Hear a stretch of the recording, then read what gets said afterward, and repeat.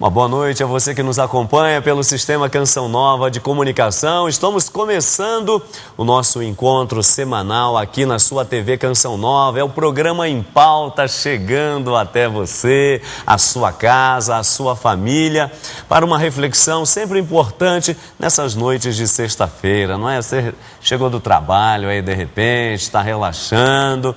E por que não uma boa conversa, não é? Um bom diálogo, um debate interessante. E o dessa noite não vai ser diferente. Nós vamos conversar hoje sobre a volta dos bingos. Isso mesmo, a volta dos bingos e os incentivos a jogos de azar, desafios pastorais e educacionais. Mas você vai entender melhor esse tema que vamos conversar nesta noite a partir da nossa matéria inicial. Então acompanhe, por favor. Os bingos no Brasil foram autorizados em 1993 com a Lei Zico, criada para incentivar o esporte, com parte da arrecadação indo para os clubes e federações. As primeiras casas foram abertas em São Paulo em 1994 e o jogo se espalhou por todo o país. Em 1998, a Lei Zico foi substituída pela Lei Pelé, que autorizou, além dos bingos, a exploração das máquinas caça-níqueis. Mas o Ministério Público começou a receber denúncias de ligação dos bingos com a contravenção. A lei foi revogada e o controle dos bingos passou para a Caixa Econômica Federal até 2001. Depois disso, o país ficou sem uma lei federal sobre as casas de jogos. Os donos de bingo conseguiram na justiça liminares para continuar funcionando e em muitos estados com suporte de leis estaduais.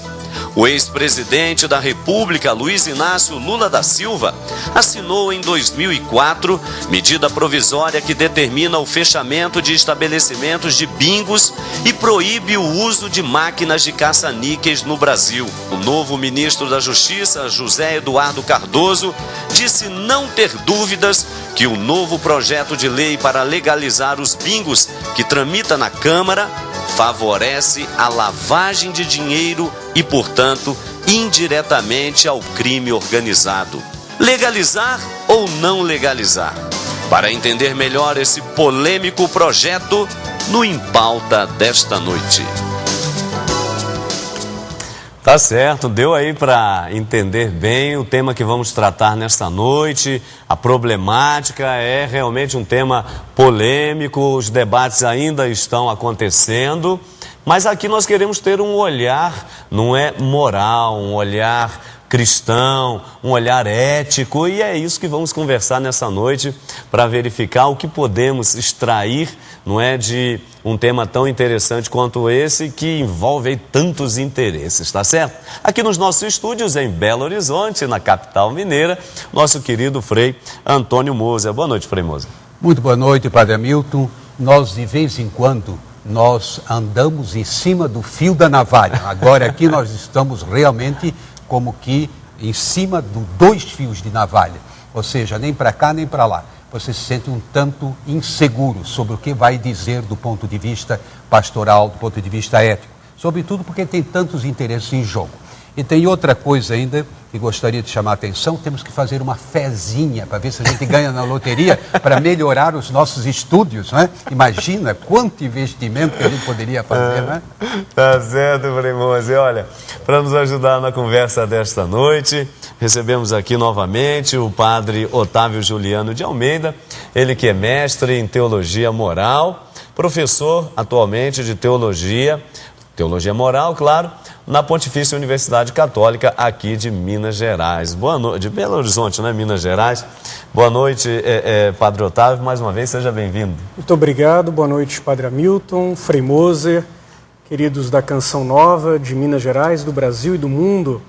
Realmente é um tema desafiador e, como disse o Frei Moser, não existe uma literatura, não existe um pronunciamento oficial sobre essa questão dos jogos, então é preciso tomar muito cuidado com o que a gente diz, porque as pessoas podem talvez tomar nossa palavra como uma palavra definitiva, mas eu acho que é uma ocasião para despertarmos a consciência das pessoas sobre esse assunto e aprofundarmos um pouco mais. Tá certo. Ô Frei Moser, para a gente começar aqui a nossa conversa, tem uma coisa muito interessante, porque se a gente volta um pouco na história, até no contexto bíblico, nós nos lembramos, não é? E há pouco vivíamos aí a Semana Santa, onde justamente, não é, ao lado da cruz do Senhor, sendo crucificado, estavam lá os romanos, né, jogando uma partidinha, dados, enfim, os chamados jogos de azar.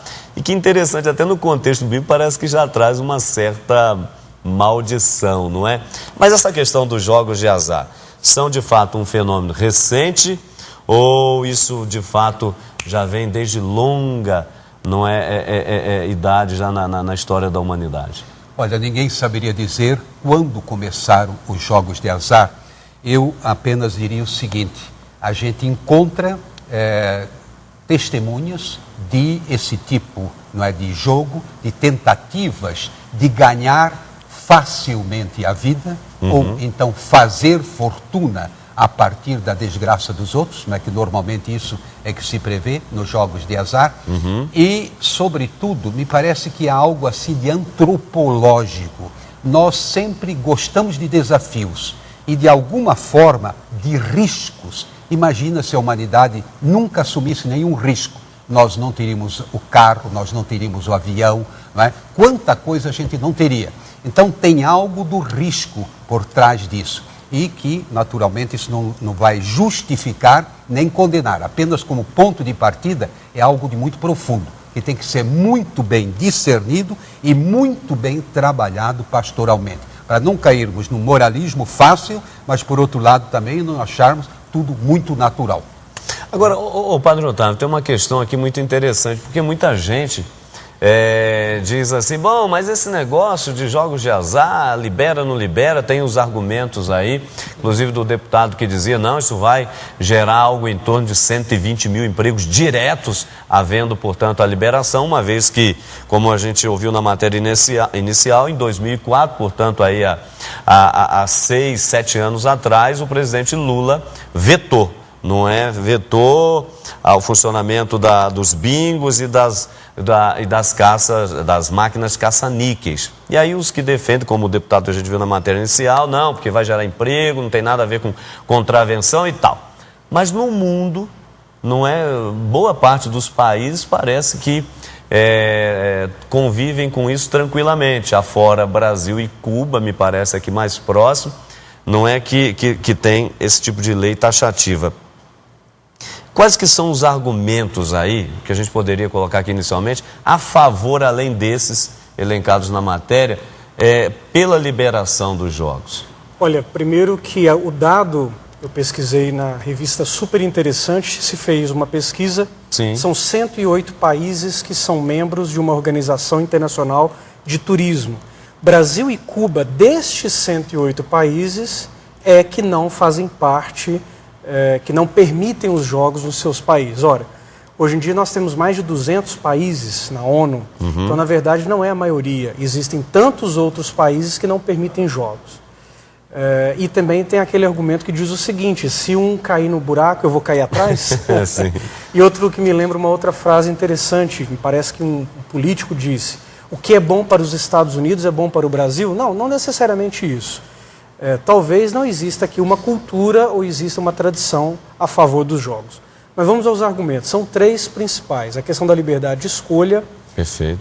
A questão da arrecadação de impostos, que já foi falado, e da geração de emprego e renda. Cada um desses argumentos você pode elencar um contravalor, digamos assim. Por exemplo, na arrecadação de impostos, por que não aumentar a base de arrecadação a partir da renda do cidadão? Um país tão injusto como o Brasil, onde existem pessoas hoje que já passamos os 30 bilionários no Brasil, eram 18 no ano passado, passaram de 30 na última revista Forbes, não se taxar sobre a renda. Então, é uma questão que pode ficar em aberto.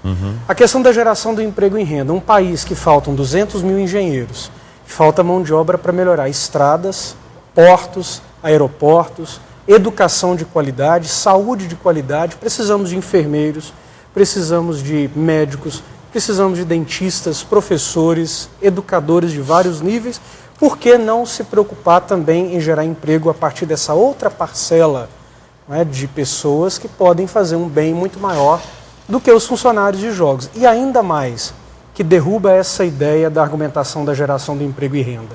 Os jogos hoje são, grande parte, pelo menos o que se vê nos filmes, o que se vê na internet, é que esses cassinos internacionais, grande parte é gerenciado por computador. Quer dizer, não existe realmente uma grande geração de renda e de emprego. Porque os hotéis que têm esses cassinos, as funções que podem ser colocadas para essas pessoas são funções que podem existir em outros hotéis, resorts de fim de semana, onde a pessoa fica hospedada o tempo todo, onde você precisa de uma gama de funcionários maior, que não necessariamente precisaria de envolver os jogos.